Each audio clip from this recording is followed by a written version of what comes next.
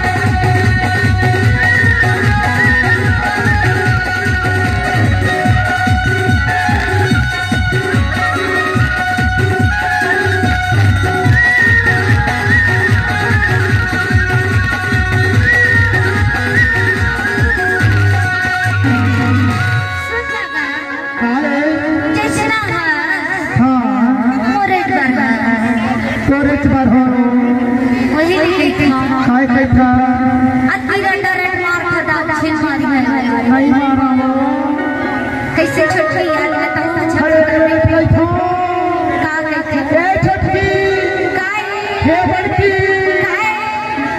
मोला प्यार देते वो छोटी बन गई।